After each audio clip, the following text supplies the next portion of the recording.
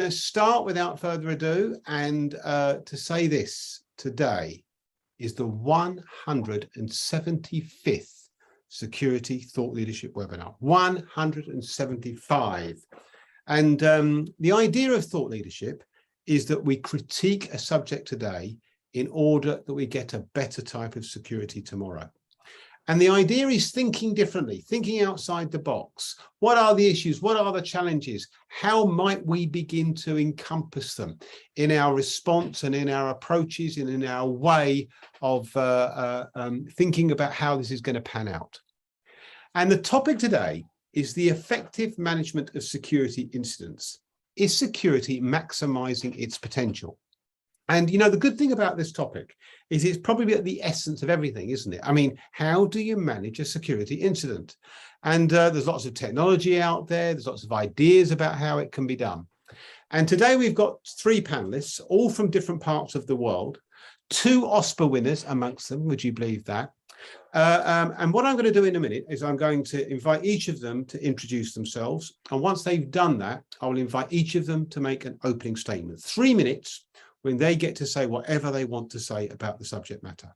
Once we've done that, we'll invite you, the audience, to ask questions. And I would encourage you to get your questions in early, and we'll endeavour to come to them as soon as we've finished the intros and the opening statements. So without further ado then, may I invite our first panellist, and it's Paul. Paul, please introduce yourself. Good afternoon, I'm Paul Miller. I'm a chartered security professional. I've worked in the security industry now for the last 46 years. Most recently run Operation Alarm Receiving Centre, and we also, company-wise, we operate the ECHO platform in the UK, which is a system to automate the transfer of information between alarm receiving centres and our police forces. And it's quite a pathfinding initiative, and I'm sure we'll hear a bit more about that in a minute. So from the United Kingdom, we go all the way to Australia, and it's 2:30 in the morning. Susie, welcome. Please introduce yourself, and thank you for joining us. Good morning. My name's Suzette. I have worked with Central Monitoring Services, a grade 1A alarm monitoring centre, for 30 years as of Monday. We do a range of traditional alarm monitoring, and we are just starting to get towards automated services, VMSs, and so on. Thank you very much indeed. And we'll come back to you and get your opening statement in a second. But thirdly, let's hear from all the way to India for our third panelist. Sam, please introduce yourself. So thank you, Martin, and congratulations on 175th edition and many, many more. So my name is Sam. I'm the co-founder of MitKat. It's a leading Asian risk consultancy. We work with 65 of the world's top 100 companies in 40 countries, and our Intel platform won the Outstanding Security Awards last year. Thank you. It did indeed, Sam. It did indeed. And 2 OSPA winners. What can you say? More about India, OSPA, a little bit later, actually, funny enough. But let's get to the subject matter. What we now do is, as everyone will know, is we invite our panelists 3 minutes each, where they get to say whatever they want about the subject matter. So first of all, let's go to Paul. Paul, can we have your opening statement, please? Thank you, Martin. Yeah, the first alarm receiving centre was actually operated back in 1877 by a gentleman called Edwin Holmes, who set this centre up in New York. He connected local premises by essentially telephone lines, private wires, into his central monitoring station.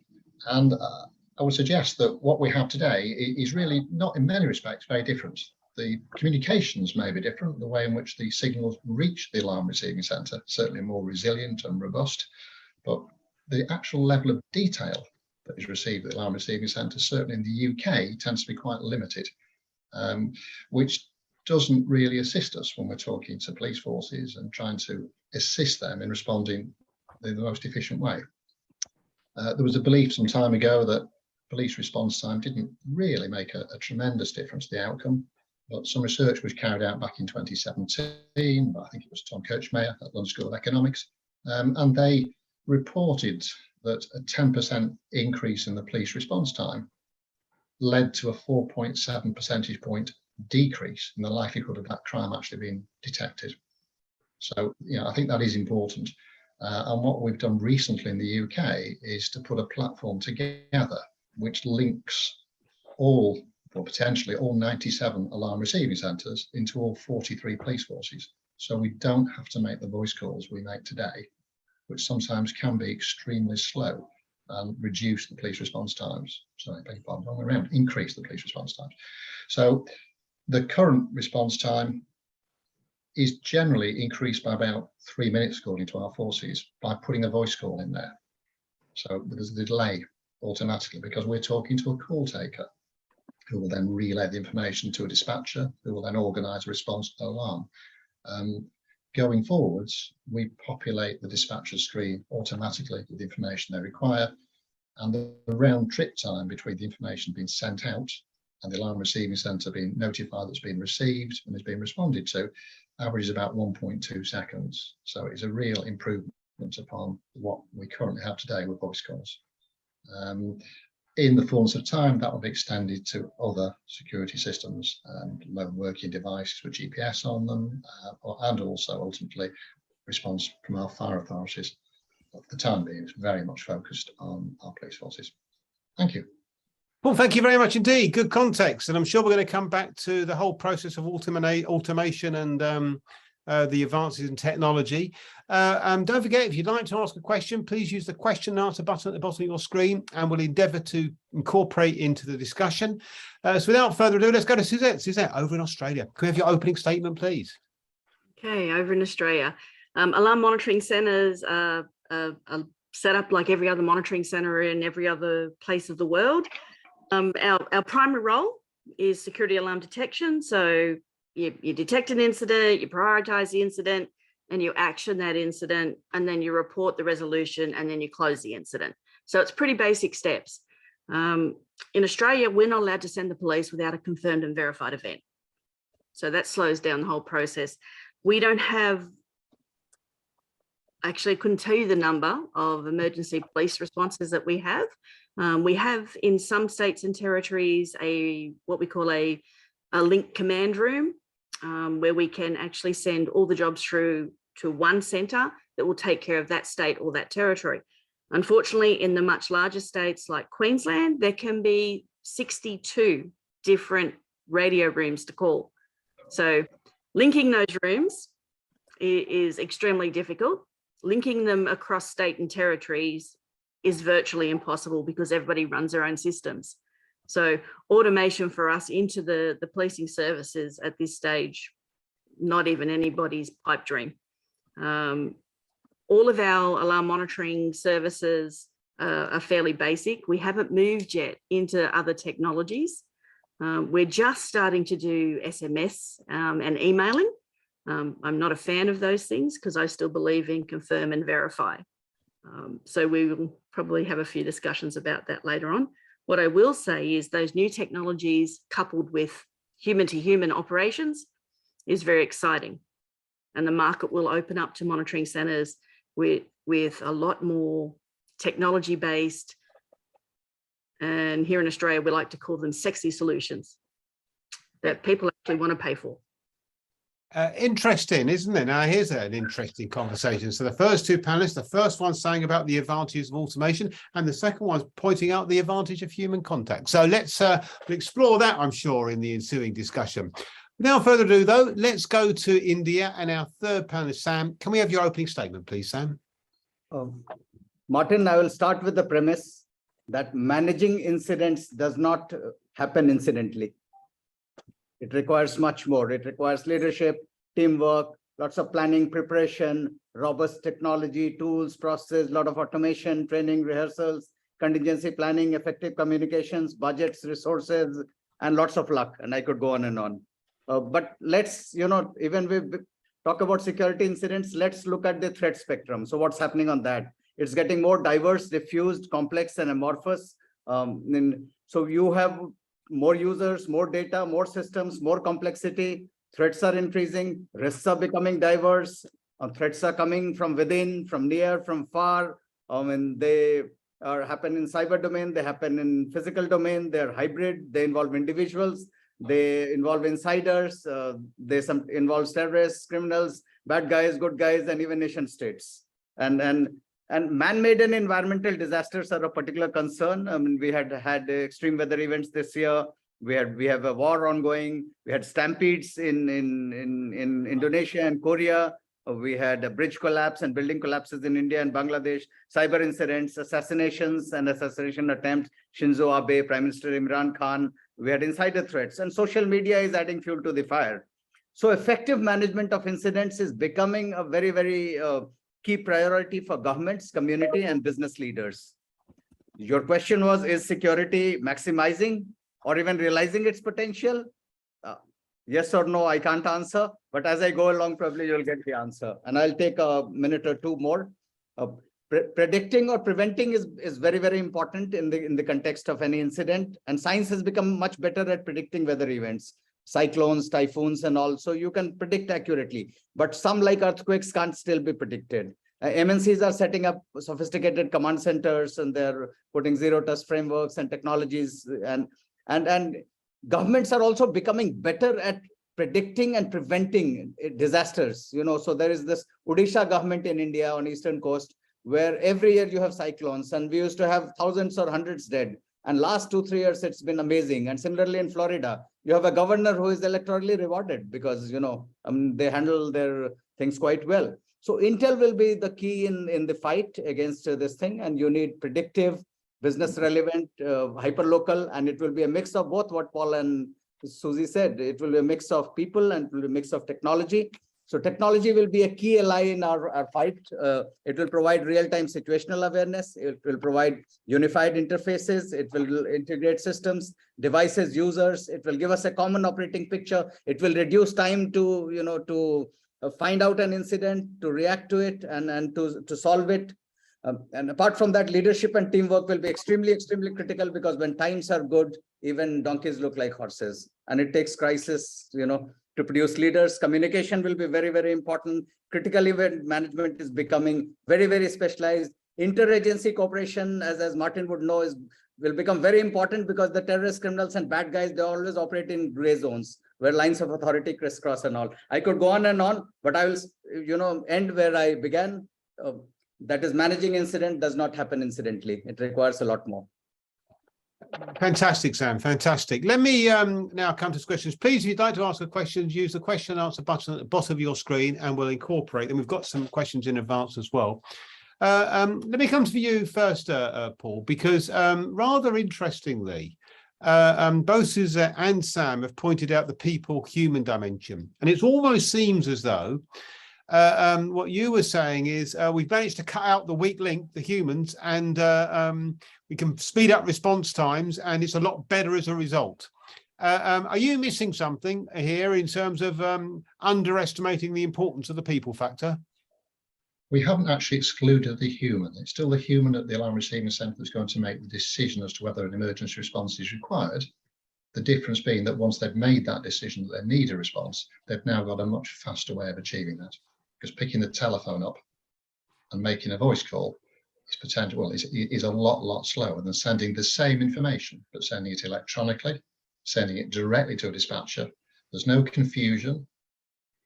The information is accurate, it's timely, and it will assist the police in making a quicker response. But from a human element point of view, the alarm receiving centre operators are still doing the same verification processes. Nothing's changed there. It's just the method of communication. Suzette, he's got rid of the exciting bit, hasn't he? No, not really. He's very correct in saying that.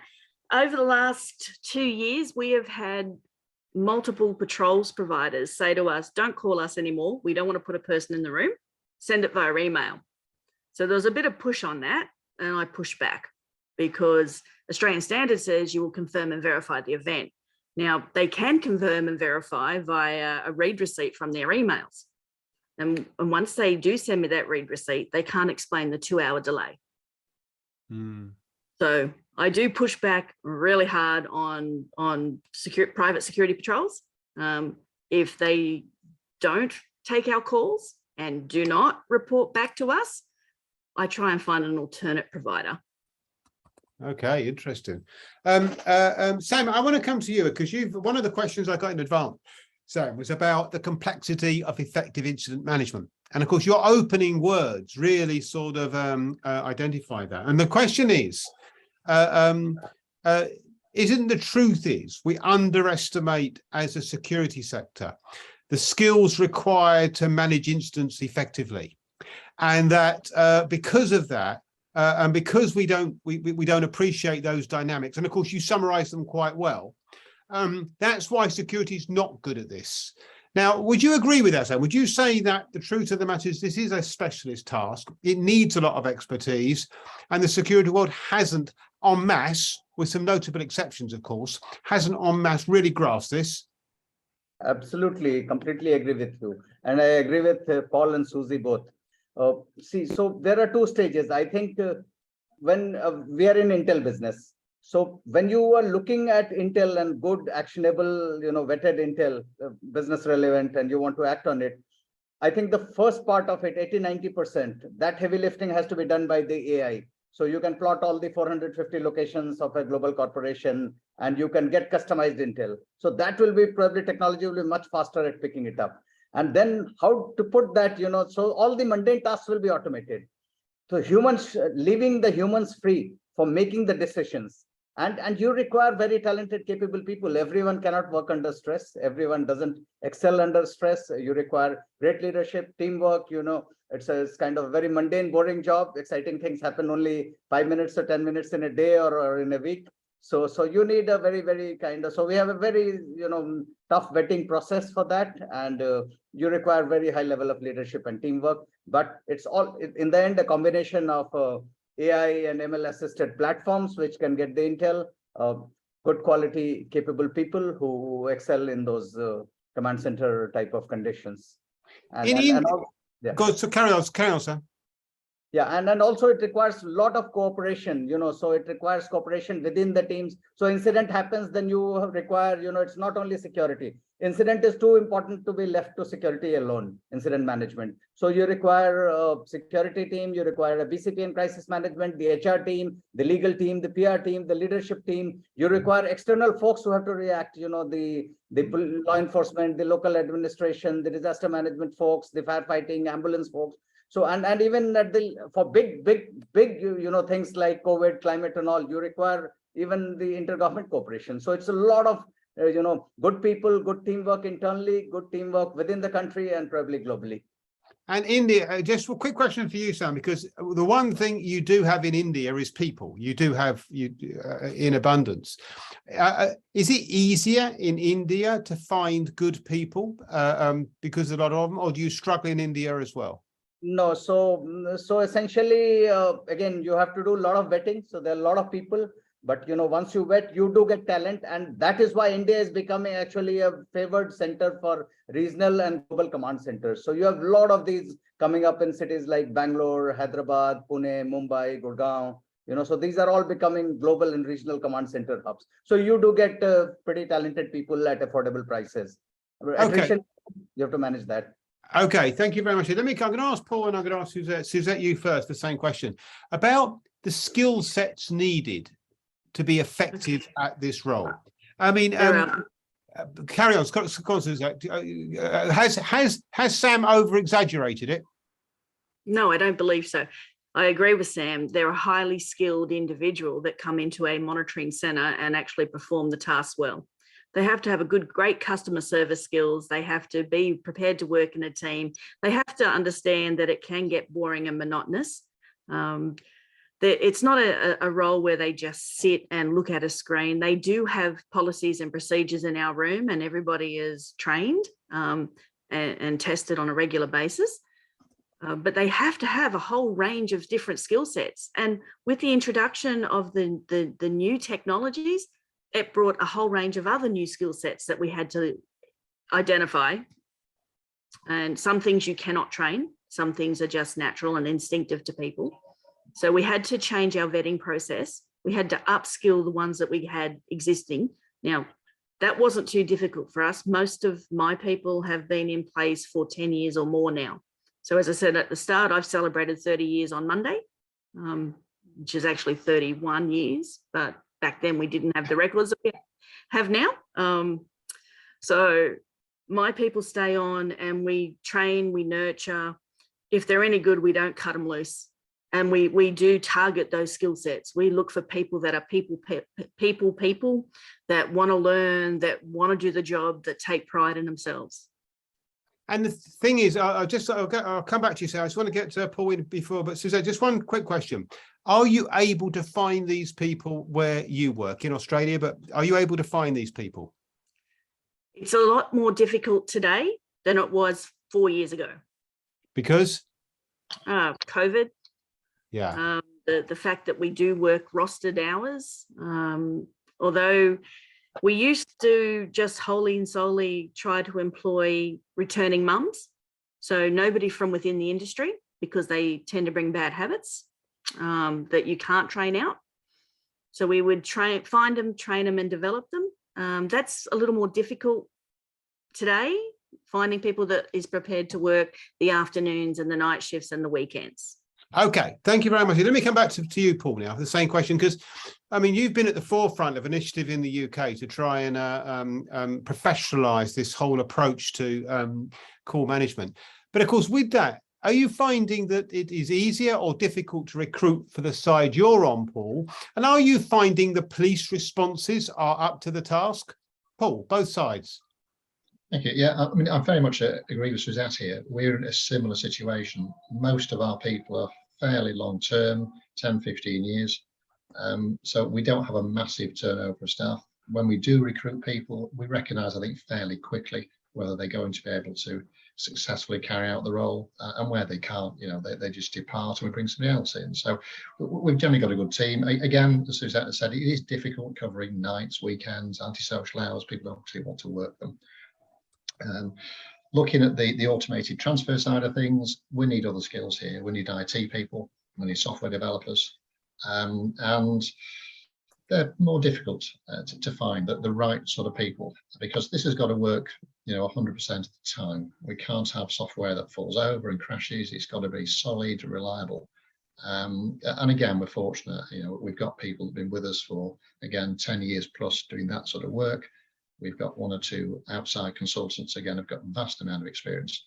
And the combined efforts of those individuals it's resulted in a very solid, stable platform. So, yeah, at this moment in time, we're in a fairly good place. And I think we've got a good team. And what about the police side? Because in the UK, the police are seen to be very professional. What about on this specific issue in terms of responding to the sorts of developments that you're spearheading? The main difficulty I think we're having at the moment is that we need the cooperation of the police forces to make the connections into their control rooms. They all use different command and control systems. So there's interfacing sort out there. And the level of IT support they have is generally not great. They tend to have massive amounts of workload. They've got a lot of outstanding tickets that need resolving. And there are cases where we keep getting pushed to the bottom of the queue. So they're very keen to make a connection, and something else happens and a senior officer says, well, I need this sorting instead. And I suppose it depends upon the police force. If it's a smaller force, their attitude is, well, we're not going to save anybody's time here. It might be more efficient, but we're not going to reduce the headcount in our control room. Therefore, we've got less incentive to do it. Whereas the bigger forces are in a position of saying, actually, potentially we can reduce headcount here. So there's a financial incentive just in making this happen. Paul, thank you very much, Steve. I'm gonna ask Sam for one final comment. I'm going to move on to the next topic. Sam, you wanted to come in with a final comment. Yeah, so firstly, I think intel and security has to be glamorized. We aren't glamorizing it enough. So then only we'll be able to attract talent. Second is nobody is doing, nobody is training people. So India has opened 1 or 2 universities in forensics and security and made them institutes of national importance. But nobody is probably running internship programs. So we actually started running internship program, getting, graduates in political science, IT and some other fields. And then getting them, some people who had done NCC and those kind of things, or ex-military guys, and train them through internship program.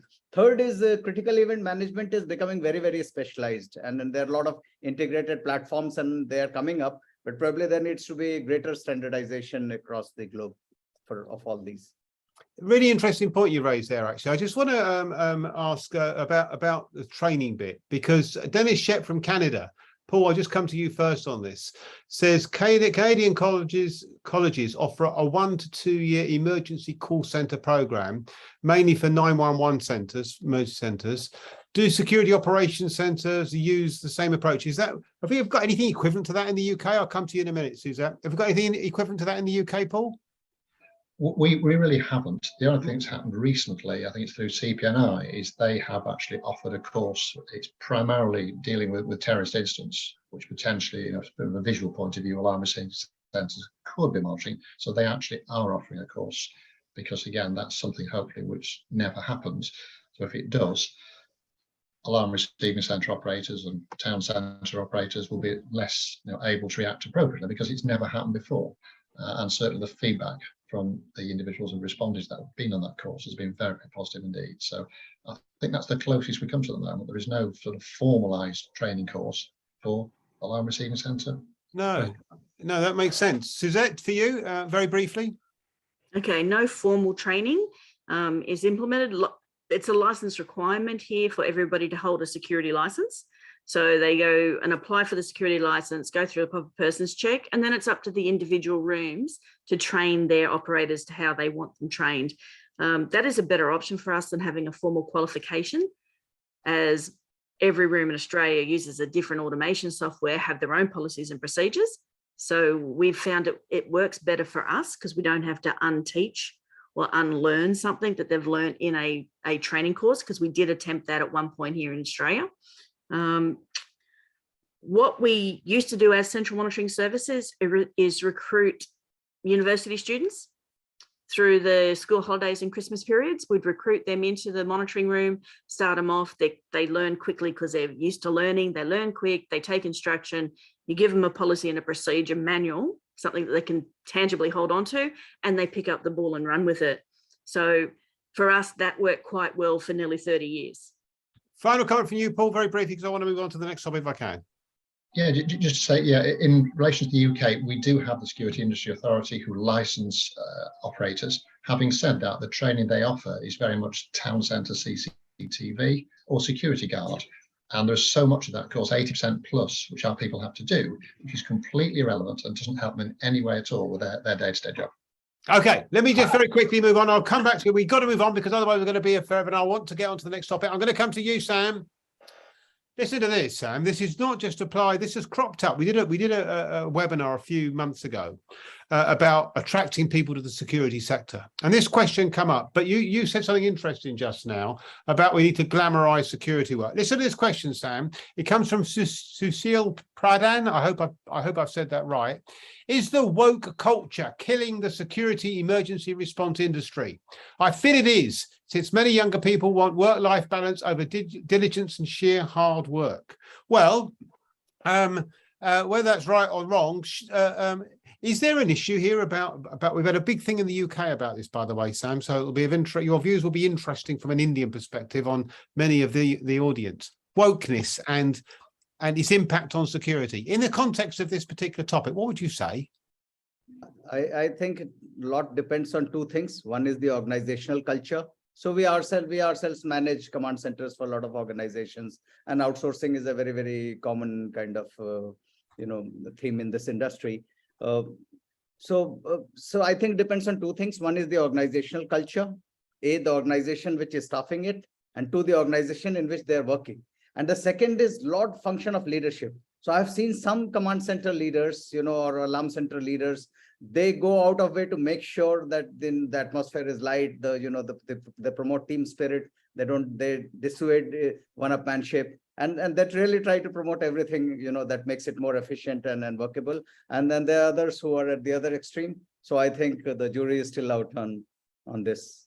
Okay, fair enough. I mean, Suzette, we've spoken about recruitment very briefly. I mean, just on this specific point, which has cropped up in other contexts, I have to say, about wokeness and its implications. Just to let you know, we've had a police force here, one of the major ones, be very critical of a former chief constable who followed this woke line. And a lot of feedback is saying he got it wrong, and the new chief constables come in and refocus people, made a big difference. Just on this topic, Suzette, from where you are in the world, what do you see about how do you see its impact, if at all?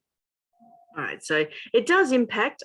Unfortunately, I'm one of those people that firmly believe the security industry is a great industry to be involved in. I believe most of the people I deal with, they're all professional, they're all passionate.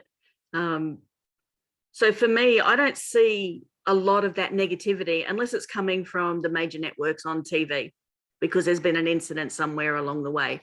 The majority of people in this industry are in it for the right reasons here in Australia. But again, I am encircled by professional people that just want to see this industry succeed and do well. We actually work in an amazing industry. Well, we do. We do. You've got to tell more people about it, Suzette. We've just got to tell more people. We do. The opportunities are amazing in our industry. There's nowhere we can go. There's nothing we can't do. But we're not reaching out to the younger generation and telling them it's not just a guy on a bank door. It's not just a guy at a club. We are so much more than that. We cross-contaminate across every industry and every premises in the country or around the world. Nobody can operate without us. Absolutely. I often say this at OSPRA events, and you may have heard me a few weeks ago, Suzette, saying something similar in Australia. Exactly. All right, Paul, this point about the attractiveness of the security sector. I mean, Sam's got a point, isn't it? We need to glamorize it, but we just need to tell it as it is, because if you tell it as it is, it's quite a glamorous subject. It's quite a glamorous issue to be involved with. Paul? We do, and I think you're absolutely right. You know, the present perception of the security industry is very, very backward. People don't appreciate what the security industry actually does. They don't appreciate that the many facets there are to it. So, yeah, going forwards, we absolutely do need to promote the industry. The fact it is a professional organisation. You know, there are far more security officers in the UK than there are police officers. Yeah. Yeah, the perception of the police officer is completely different. The perception of the private security individual. I'm pleased to say I believe that is slowly changing. We are seeing more recognition in our security staff. I hope that will continue. And and it certainly needs to. And also encourage younger people. This is a career. This is a profession, and it needs to be seen as such. All right, I'm going to say I like Sam's point about glamorizing it a bit more. I've got to say, right. Let me come to an interesting question, and I'll come to you first, Suzette. We've had a major a few years ago. We had a bomb at an arena, and many members of the public were injured and killed. And there's been a big inquiry. And the inquiry's come back very damning of almost the whole emergency response, state sector in particular, ambulance, fire and police and private security sector, really quite damning about the whole way in which they responded. And one part of this report, which is Ewan Grant is referring to, is about whether digitalisation leads to complacency. And the reason I'm coming to you first on it is because you earlier were talking about this human bit.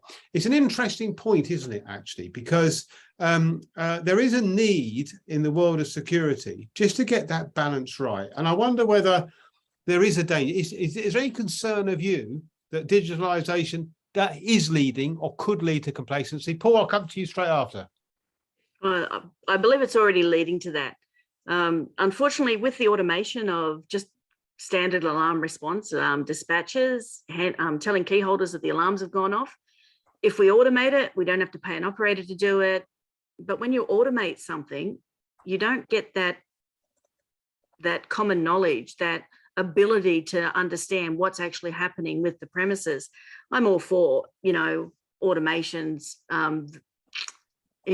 artificial intelligence. I'm all for it filtering out the nuisance or unwanted alarms. But at what point is a nuisance or an unwanted alarm actually a nuisance or an unwanted alarm? It's going off for a reason. You're getting activations.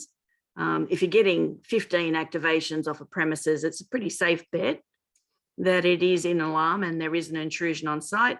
If you're getting alarm 15 off the one detector, one, it's poorly programmed. But if you ignore just one of those poorly programmed events, it could actually be a real issue. So I am worried with the way people are automating things. I believe that it has a place, but nothing should ever go past the gatekeeper, which is a human being. All right, Paul, come on here, mate. I would like your response about complacency and digitalisation specifically, Paul. Then I'll come to Sam. As far as I'm aware, there were no alarms actually activated at the Manchester Arena when the bombing occurred. Right. The report itself, it's gone on for, the inquiry's gone on for many, many months, so I may have missed it, but as far as I'm aware, there were no alarms involved. The one real issue there was the communications between the emergency services, which really broke down. And that led to a very, very delayed response, I believe, I think from the ambulance service, from the fire service particularly. And one area where certainly the people like ourselves could have assisted, there was no situational awareness of what was happening in that arena. So nobody could from the outside advise the emergency services of what they believed was happening inside. And that is an area where, had we been able to do so, that potentially, I think, could have affected the outcome and hopefully reduced the sad large number of casualties that occurred. Okay, thank you. Sam, this point about complacency, if it's digitalized, I mean, it's a really fascinating point. And of course, it goes beyond this subject, but this is a good subject to explore it with. Now, you run a company, a global company. What's your thought on this? So Martin, India is actually the second fastest digitalizing economy in the world, and Indonesia is the fastest. Major economies I'm talking about, and then we have strong presence in both the countries. So there are 4 terms which are used: automation, digitization, digitalization, and digital transformation. And I will park it for a separate day. Not today, I'll get that. I think what we need to do is to get I agree with Susie and what Paul is saying. We need to get the people, process, and technology mix right. And this all has to be done in a cost conscious and business relevant manner. Otherwise, we will kind of lose our leaders. And then finally, security must involve every stakeholder, and the tone has to be set from the top. You see, interesting point you raise there, because I was about to ask the question, so I'm going to come straight back to you on the question, because Simon Cham has raised this point. We also got a question in advance about this area of incident management. To do well is very expensive, and part of the problem is about getting the necessary investment to make this optimal. Is that an issue, Sam? In India, is that an issue? I'll come to Suzette next on this issue. Is the expensive issue, the technology, keeping up the commercial platforms? Yes, yes, absolutely. Because the pace of obsolescence of technology is very, very rapid. So you aren't going to get the budgets just, because you're going to tell them after 2 years it will become, obsolete or obsolescent. So obviously, anything that we don't do in a cost conscious manner, particularly in commercial and business organizations where profit is a major motive, and you are responsible to your shareholders. I think it's not going to work. So everything has to be business relevant, cost conscious, and has the nod of the leadership. So that's very, very important. But Sam, the point, okay, that's an understandable commercial answer. The question, I suppose, is this: in this specific area and invested in incident management, there's lots of platforms out there. I mean, commercial platforms. They're expensive, aren't they? And I just wonder, are clients prepared to pay? So I'll just very quickly answer that. Yeah. So I think the challenge is to build platforms in a cost conscious manner. We build platforms at probably 1/10 of the cost than it takes in London or Silicon Valley. Right. And then you have to spread that cost over a large number of customers, and you're able to offer. I mean, nobody minds paying a $10,000 for a country coverage or a $40,000, $50,000 for a global coverage for 200 locations or something. So. Okay, interesting. Suzette, you were nodding in the background when I was talking about cost. Why were you nodding? Well, in the past 5 years alone, with the digital transformation occurring in our monitoring centres in Australia, we have gone from having one IT manager to having a full IT department. Okay, that IT department covers everything from equipment, hardware to telecommunications. It manages our licensing for all our new softwares, for each workstation, for everything that we have. There's a dollar cost on everything that we do now. Every machine has to have a license, and it has to have multiple licenses across the board. They've all got to be connected to an app of like our C3X app, our phone app. Again, cost on cost on cost. Clients, the last 6 to 8 months, I've discovered that most of the clients don't have an issue with a minor increase, and that's okay. But that minor increase is nowhere near covering our IT department. So where does that leave you then? That leaves us trying to improve our processes much better. It leaves me fighting with the management about automating everything that shouldn't be automated. That's the sort of issues that we're coming across now.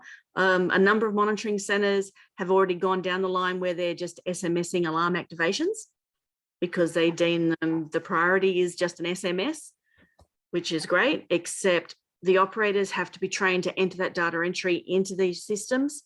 They have to program it, the artificial intelligence to learn it. That's a problem when they're used to dealing with just automation software. So they've got to be reskilled. Wow. Generally what happens is one person will reskill, and when that person is burnt out and run down and goes off for 3 days, no data entry gets done. Interesting. Now, Paul, what do you say? I'm hoping you're going to say to me, no, that's not a problem over in the UK. We're in a much better position here. What are you going to say, Paul?